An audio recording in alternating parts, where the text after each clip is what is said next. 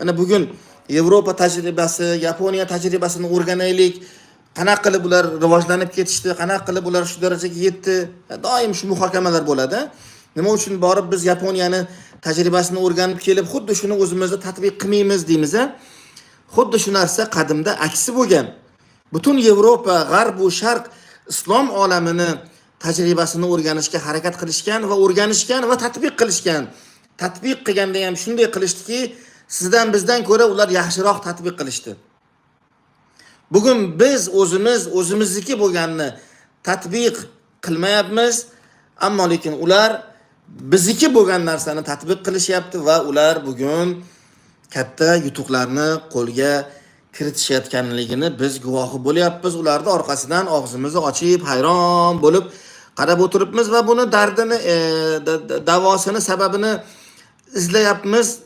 Hamma aqlli o'zicha har xil sabablar beradi. Men aqllilik qilmoqchi emasman. Aslo. Bu bir haqiqat azizlar. Bu yashalgan bir gerçek, bir haqiqat bu. Ajdodlarimiz erishdi bu narsaga. Buni ko'rsatib, qoyillatib qo'ydi. Butun dunyoni og'zini ochib qo'yishdi. O'sha ulug'beklar, o'sha Farabiy, Beruniylarni, Ibn Sinolarni nimasi bor edi? Nimasi bor edi ularni? Oshiqcha, ya'ni nimasi bor edi?